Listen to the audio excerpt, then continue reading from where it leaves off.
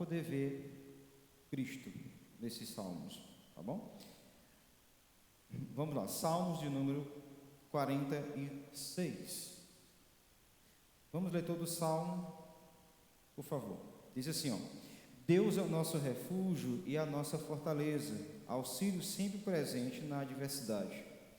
Por isso não temeremos, ainda que a terra trema e os montes afundem no coração do mar, ainda que estrondem as suas águas turbulentas e os montes sejam sacudidos pela sua fúria. Há um rio cujos canais alegram a cidade de Deus, o santo lugar onde habita o Altíssimo. Deus nela está, não será abalada. Deus vem em seu auxílio desde o romper da manhã. Nações se agitam, reinos se abalam, ele ergue a voz e a terra se derrete. O Senhor dos exércitos está conosco. O Deus de Jacó é a nossa torre segura. Venham, vejam as obras do Senhor, seus feitos estarrecedores na terra. Ele dá fim às guerras até os confins da terra. Quebra o arco e despedaça a lança, destrói os escudos com fogo. Parem de lutar, saibam que eu sou Deus. Serei exaltado entre as nações, serei exaltado na terra. O Senhor dos exércitos está conosco, Deus de Jacó é a nossa torre segura. Amém?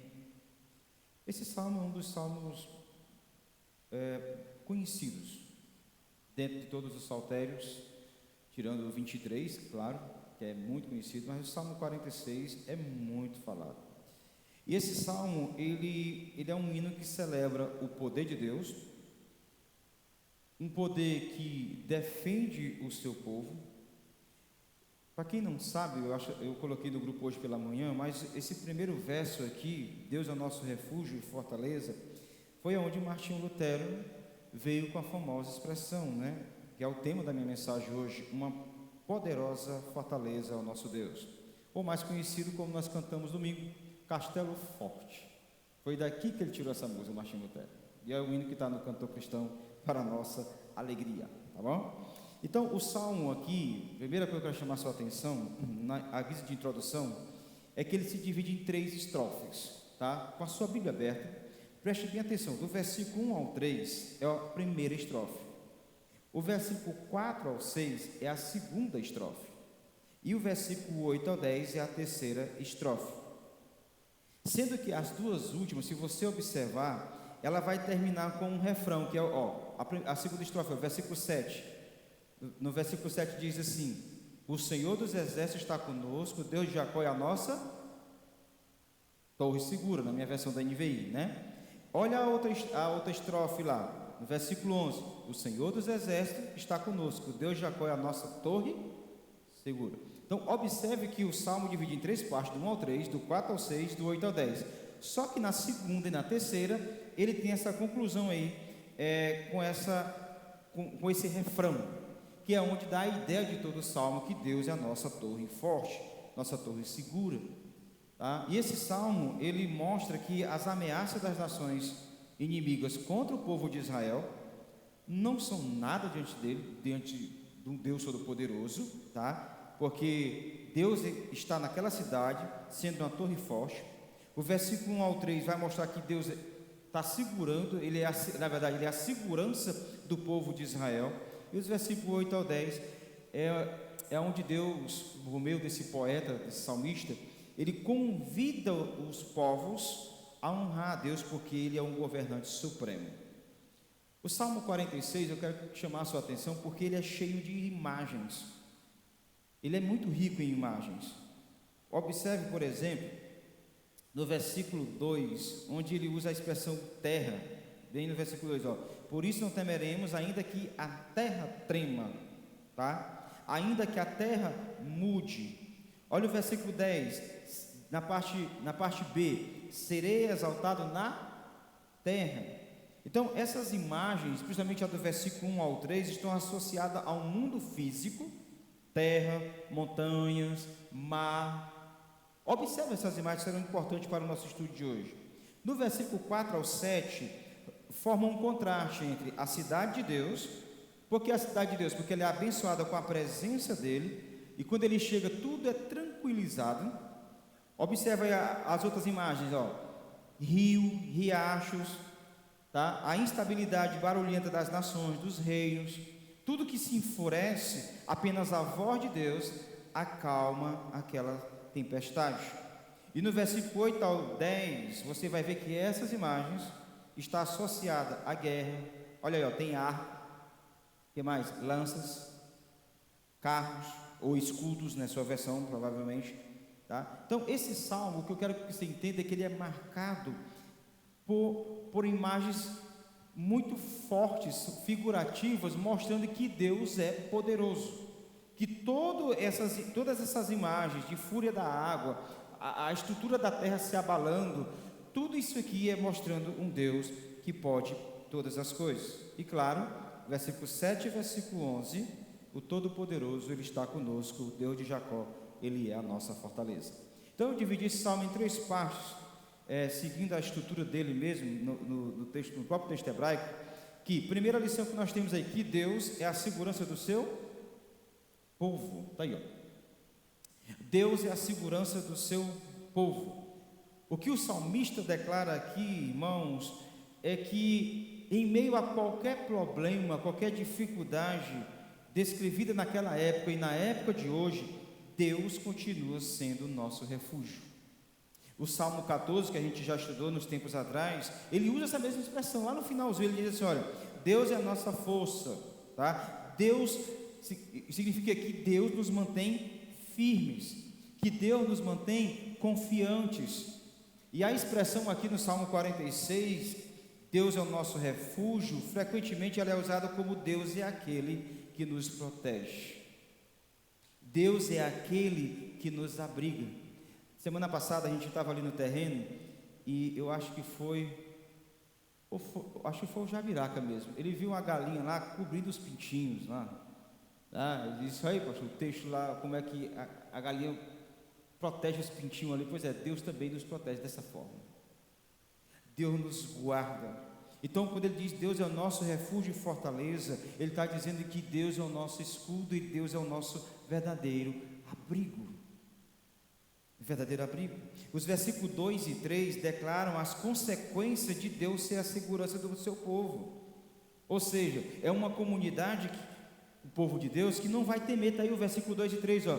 Por isso não temeremos, ainda que a terra trema, os montes fundem no coração do mar, ainda que estronde as suas águas turbulentas, os montes sejam sacudidos pela sua fúria. Mesmo que todas essas coisas aconteçam, Deus continua sendo nosso abrigo. E isso é importante você olhar para o Salmo, porque ele usa essas imagens figuradas, lógico, para mostrar como Deus é poderoso. Por mais que a ideia aqui, ó, por exemplo, montanhas, águas, comunicar algo apavorante. Vocês acompanham os Instagram desses dias de inverno, vejam algumas barragens quando elas estouram, é apavorante. Vocês viram a notícia semana atrasada dos gêmeos, eram gêmeos que morreram afogados? Triste, né, gente? A força da água. O que o salmista está dizendo, que mesmo que venha coisas na nossa vida, na nossa família, que nos torne, que seja apavorante, hein? Deus continua sendo o nosso refúgio. Ele continua nos dando força. As águas, que significam o caos, tudo isso é como se o salmista estivesse dizendo a linguagem que a gente fala muito hoje, mesmo popularmente o povo, né? Que inferno, né? Quando a coisa está ruim, mas que inferno. Pois é, pode estar um inferno, mas Deus continua sendo o nosso escudo. O Charles Spurgeon, quando ele olha para esse texto, ele usa a expressão de montes bem diferente, para mostrar o significado profundo desse texto. Ele vai dizer assim: os Alpes e os Andes podem temer, porém a fé descansa em base mais firme, que não se desloca pela força dos mares volumosos. Os montes podem até tremer, mas ele está dizendo, mas a fé que é firmada em Jesus Cristo, a fé que é firmada no Senhor, ela não se desloca diante desses mares que vêm para cima do seu povo. É como se o salmista estivesse dizendo: olha, irmãos, vocês precisam de fato confiar que estão seguros, Por mais que vocês não compreendam de cara o que está acontecendo, mas confie que vocês estão seguros, porque Ele é o abrigo de vocês. As circunstâncias não podem mudar isso do nosso coração, porque nós não baseamos a nossa identidade, a nossa fé nas circunstâncias. A nossa fé é segura em Deus, que Ele nunca muda, Ele é a nossa segurança. Por isso, irmãos, a primeira lição que temos é essa, que nós temos que permanecer firme. Por quê? Porque Deus está conosco, o Senhor é a nossa segurança, a segurança do seu povo, em qualquer necessidade. Ele fortalece o coração daquele que está fraco. Um coração que é enfraquecido diante de uma batalha, pode ter certeza que a derrota é iminente. Mas quando a gente é fortalecido em meio à batalha, em momentos de dor, momentos mesmo de, como diz o apóstolo Pedro, mesmo passando como o ouro passa pelo fogo, pode ter certeza que a nossa vida vai sendo moldada e o nosso coração vai ficando mais firme naquele que é a nossa rocha. Além de Deus ser a nossa segurança, Ele é um Deus presente na vida do seu povo. Ele é um Deus presente. Olha o versículo 4. Acho que o Fernandinho fez uma música dessa parte aqui, se não estiver enganado. Há um rio cujos canais alegram a cidade de Deus, o santo lugar onde habita o Altíssimo. Deixa eu parar a Bíblia, porque essa primeira estrofe que a gente leu do verso 1 ao 3, onde nós temos a metáfora aí da água, né, águas rebeldes que dominam aí a terra, até as montanhas, representa um caos total. Mas a segunda estrofe, as águas estão sob controle. Está aí o texto, ó, um rio cujas correntes alegram a cidade de Deus. A cidade de Deus aqui, irmãos, é a Jerusalém, na mente do salmista, óbvio, do povo de Deus aqui, tá? Onde o templo está localizado nas alturas de Sião. Que lugar é esse, pastor? Era um lugar de adoração, era um lugar onde simbolizava a presença de Deus no seu povo, e a presença de Deus garante a segurança da cidade. Não é isso? É incrível isso aqui. Ó, olha o 5: Deus está nela, não será abalada, Deus vem em seu auxílio desde o romper da manhã. 6: As nações se agitam, os reinos se abalam, Ele ergue a voz e a terra se derrete. O versículo 4, eu quero fazer uma nota bem aqui para você, porque tem gente que pega os textos e começa a falar um bocado de coisinha boba, né? Quando ele diz aí que, assim, ó, há um rio cujas águas, há um rio cujos canais alegram a cidade de Deus. Irmãos, não existe em Jerusalém um rio passando no meio dela, não existe, tá? Por isso que o salmista fala aqui é algo figurado. Qual é a ideia dele?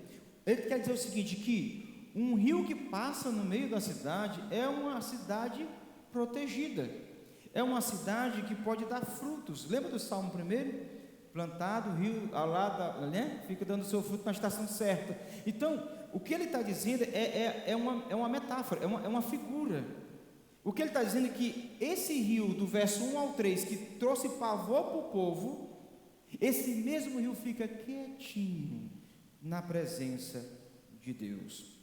Há uma tradução que eu gosto muito, do verso 4, que ele diz assim: há um rio que traz alegria às pessoas na cidade onde adora a Deus. O rio que ele está falando aqui é a própria presença de Deus. Outra versão em inglês, traduzindo para nós, diz assim: há um rio que leva as pessoas a se alegrarem. Diante das tempestades, há um rio dentro de nós que nos leva a nos alegrarmos. Que rio é esse? A presença do próprio Deus. Então o rio aqui simboliza o sustento espiritual que a presença de Deus dá para o seu povo. Se um rio atravessasse uma cidade, sua presença aumentaria a segurança daquela cidade.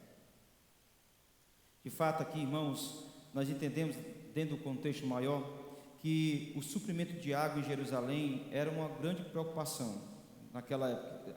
Até hoje ainda sai uma fala que há uma escassez de água naquele local. Portanto, quando o poeta, nesse salmo, usa essa imagem de rio para mostrar que mesmo faltando a água material, a presença dele nos traz alegria. Lembra da mulher samaritana? A mulher, se tu me pedir água e eu te der, será uma água que vai jorrar para a vida eterna. Tu vai ficar saciada. Então, irmãos, enquanto a primeira estrofe do verso 1 ao 3 retrata um caos, figuramente falando, né? A estrofe 2 descreve termos políticos, militares, um alvoroço todo, mas quando Deus fala, tudo fica quieto. Está aí, ó. Versículo 6: as nações se agitam, reinos se abalam, ele ergue a voz e a terra se derrete, na versão da NVI. Eles se acalmam, eles ficam quietos. E no versículo 7 ele faz aí o primeiro refrão dele, reafirmando a presença de Deus na vida do seu povo. Então, irmãos, essa tese de presença de Deus em Sião traz a proteção à cidade, ao seu povo. E por que tinha essa proteção? Porque eles tinham fé, eles se apropriavam disso pela fé em Deus. Por isso que nós entendemos que o Antigo Testamento também, a salvação era pela fé, pela graça de Deus, não era pelas obras. Não bastava eles conhecer as obras de Deus, eles precisavam confiar na presença do Senhor. E esse texto aqui, ele tem um contexto muito interessante, versículo 4 ao 6, que Jerusalém, o templo onde estava o templo que significava a presença de Deus, o povo de Israel confundia as coisas. Por exemplo, eles achavam que o templo é que protegia eles, e a Bíblia diz que não, era Deus que protegia eles. Eu quero que você deixe marcado aí no Salmo, e vamos conferir isso lá em Jeremias 7. Vá lá em Jeremias, tá? Jeremias capítulo 7. Jeremias 7. Apenas o versículo de número 14, tá? Jeremias 7, versículo 14. Olha como Jeremias zombou deles. Ó, diz assim, Jeremias 7, 14: eu farei a este templo que levou meu nome, no qual vocês confiam, o lugar de adoração que dei a vocês e seus antepassados, o mesmo que fiz em Siló. Ou seja, olha só, eu farei a este templo que levou o meu nome, no qual vocês confiam, o lugar de adoração que dei a vocês e aos seus antepassados. Mais na frente um pouquinho você vai em Ezequiel, tá? Ezequiel, capítulo 9. Ezequiel.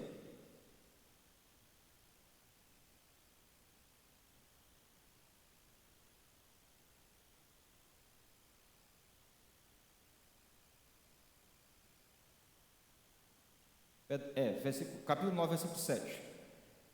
Ele diz assim, ó, ele lhes disse: contamine o templo e encham de mortos os pastos, podem ir. Eles saíram e começaram a matança na cidade toda. O que é que está acontecendo em Jeremias e o que é que está acontecendo em Ezequiel? Esse povo confiava mais no templo do que na própria presença de Deus.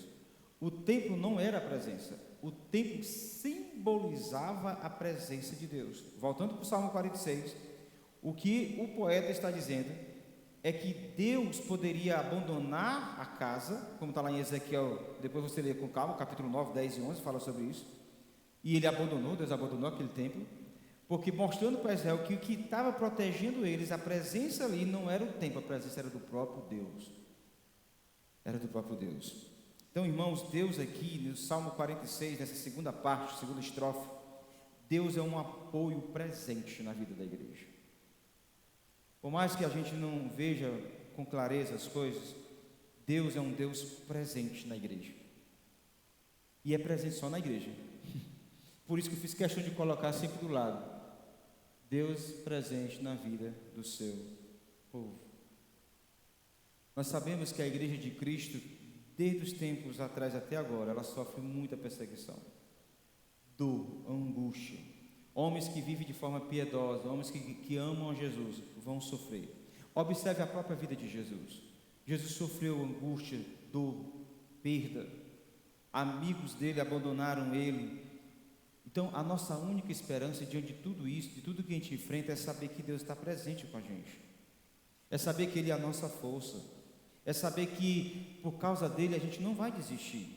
Porque ninguém pode resistir à sua força. Essas imagens que o salmista coloca aqui no Salmo 46 são muito fortes.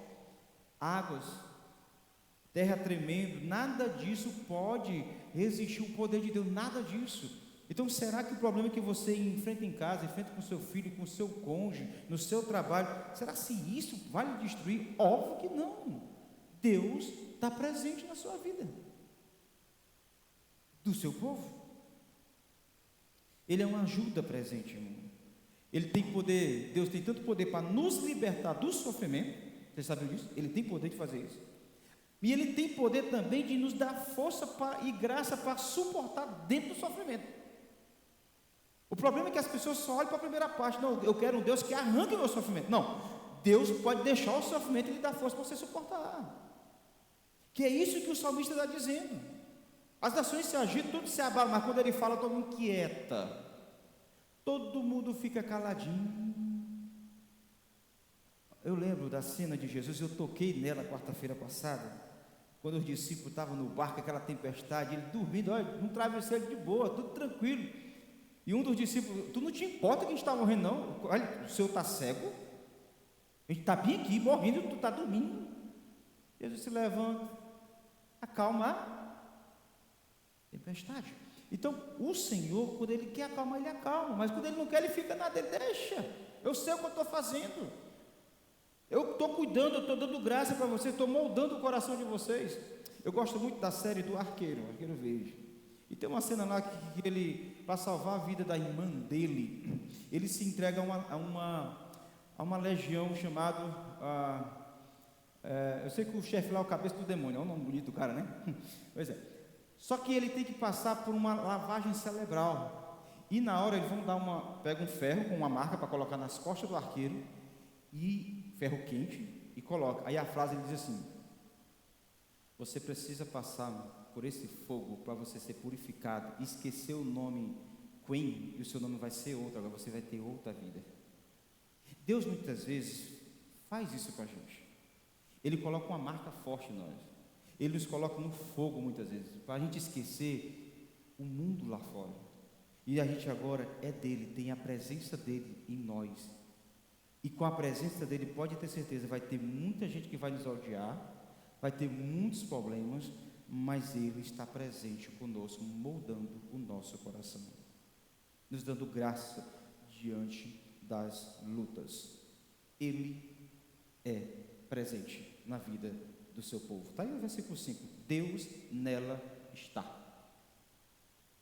E terceiro e último. Qual a terceira lição? Deus é o guerreiro do seu povo. É a imagem de guerra mesmo aí, ó. Olha o versículo 8. Venham, vejam as obras do Senhor, seus feitos estarrecedores na terra. Ele dá fim às guerras até os confins da terra, quebra o arco, despedaça a lança e destrói os escudos com fogo. Alguém leu o versículo 10 em outra versão que não seja NVI, por favor?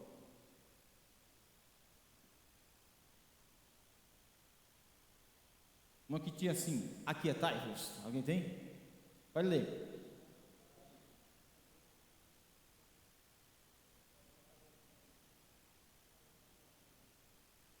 Amém. Olha, Deus é o guerreiro do seu povo. Ele é o guerreiro. O salmista, no versículo 8, ele convida os ouvintes, né, a testemunharem a obra de Deus. Que obra é essa? Onde ele está destruindo tudo no versículo 6, tá? A sua voz derrete a terra, está aí a expressão figurada. Ele fez cessar guerras ao destruir um exército do seu adversário. Ele, em final de contas, o que o salmista quer dizer que ele é um guerreiro divino que nos protege em meio aos ataques. O fato de ele fazer cessar as guerras, irmãos, indica que por sua destruição das armas, como arco, lança e escudo, ele demonstra que ele é um guerreiro e sabe lutar.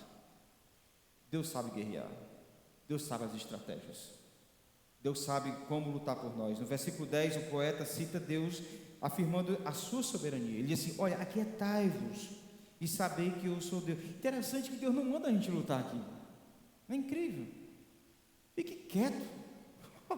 Que história é essa?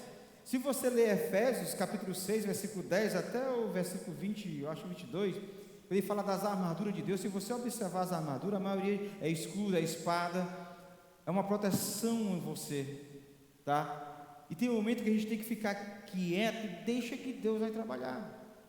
Deixa que Deus vai fazer por você. O texto diz que esse impacto dele, de ele ser supremo, de ele ser poderoso, de as nações se aquietar diante dele, o texto está querendo mostrar que ele vai vir com justiça, ele vai trazer um reino de paz permanente, tá? Mas ele pede para nós, meus filhos, eu estou presente, então fique quieto. Tem hora que você tem que ficar quieto, tem hora que você precisa refletir. Eu lembro, e anotei aqui, uma reflexão do John Piper. Ele fala muito de suas viagens de avião, o que é que ele faz. E ele diz que gosta de refletir muito, e ele lendo esse texto, e quando diz assim, aquietai-vos, ou seja, pare de lutar, olha o pensamento do John Piper em uma viagem, abre aspas, entendeu? Quero deixar para trás 4 filhos centrados em Deus. Quero deixar para trás uma esposa amada, honrada e querida. Quero deixar para trás uma igreja forte, biblicamente fundamentada, que exulte a Cristo, radicalmente obediente e que desfrute de Deus. E quero deixar para trás um testemunho escrito da verdade de Deus, da supremacia de Deus, da beleza de Deus, do valor de Deus em toda a sua vida. E para isso, quero manter minha vida livre do amor ao dinheiro, do louvor dos homens, do poder da posição e de qualquer impureza que possa entorpecer meu prazer em Deus. John Piper. Os nossos momentos de quietude, de silêncio, de como o Salmo está dizendo, quieta-te, é o momento de a gente fazer reflexão e pedir a Deus, Senhor, me ajuda a confiar em Ti. Eu estou querendo agir com as minhas forças, com as minhas armas. Eu quero que o Senhor seja o meu guerreiro. Quero que o Senhor trabalhe no meu lugar. Eu já citei aqui, nos tempos atrás, como eram as aulas do meu saudoso professor Samuel Gil, que faleceu. A aula dele era sobre adoração e oração. Ele disse que nunca entendeu esse negócio de oração silenciosa com fundo musical. Porque se é silenciosa, é silenciosa. Ele não quer barulho de ninguém. E ele não nos levava a isso, ele chamava isso de solitude, que é exatamente o verso 10 do capítulo 46. Quieto, momento para você refletir sobre a sua vida e as obras que Deus fez em você e através de você. Por isso, irmãos, a pergunta que eu quero fazer: você já parou para pensar no que Deus já fez na sua vida?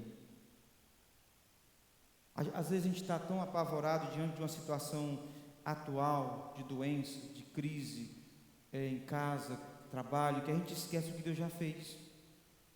Tem um hino do cantor, acho que é do cantor cristão, não lembro o número agora, quantas bênçãos, digo-as quantas são. A ideia do hino é mostrar quantas bênçãos você vai ver diante de você. Então está na hora de você perguntar, tantas coisas que Deus fez na minha vida. Você já parou para pensar quantas coisas Deus fez na vida dos outros irmãos da igreja? Quando você entra no culto no domingo, dá uma olhada no irmão, que você conhece a história de vida dele, de superação, como Deus é bom, como Deus guerreou pelo meu irmão, as maravilhas que Deus já realizou na nossa igreja, nas nossas famílias. O que o salmista quer é que a gente pare, aquieta e deixa Deus fazer o que Ele quer fazer. Os problemas que a gente enfrenta em casa, no nosso coração, Deus sabe tratar. Ele vai tratar da forma como Ele quiser.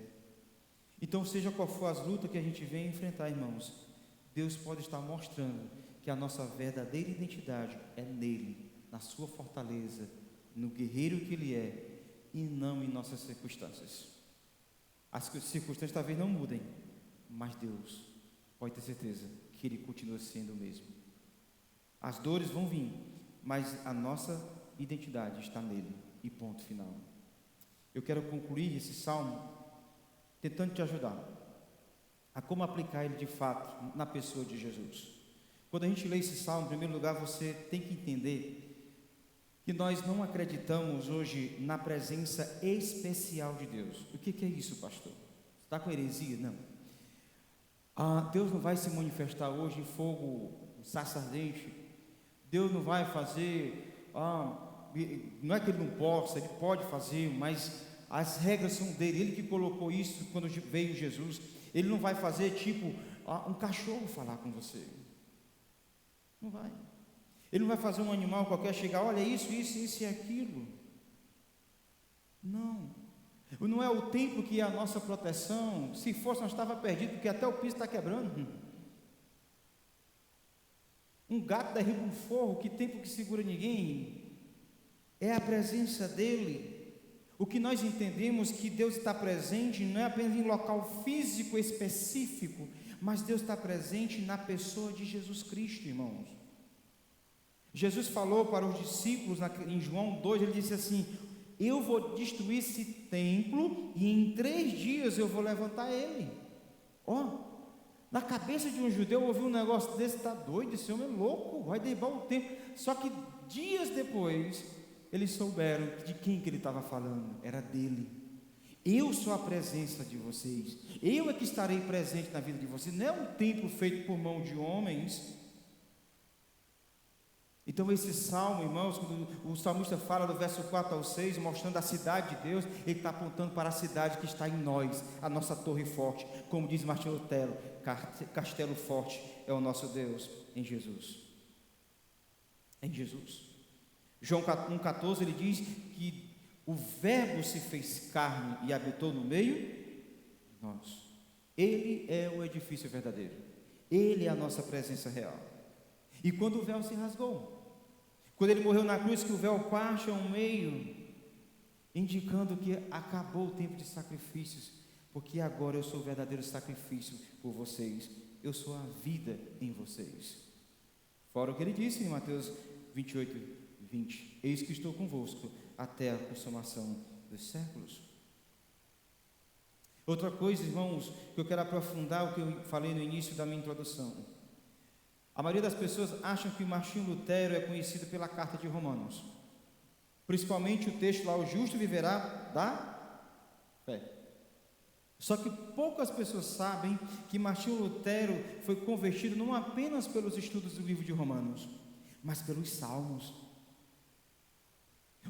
Eu coloquei lá até no grupo, que os nossos historiadores, biógrafos, eles nos mostram que no período da Reforma houve tanta perseguição, tanta escuridão na vida deles, eles tinham que se esconder, que Martinho Lutero chamava o seu amigo, o Filipe, para cantar os salmos. E o salmo que ele sempre chamava para ler e cantar era o Salmo 46, versículo 1: Deus é o nosso refúgio e fortaleza. Foi aonde nasceu o hino Castelo Forte. Então esse salmo, ele é um bálsamo para mim, para você que passa por lutas, por dificuldades internas e externas.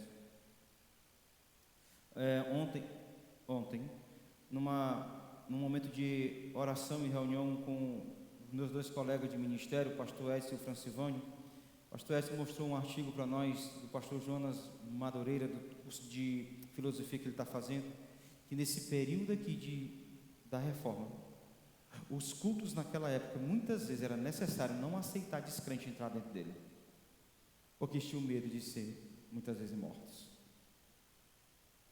Era necessário entrar num templo, tinha que crer em Jesus e ser batizado.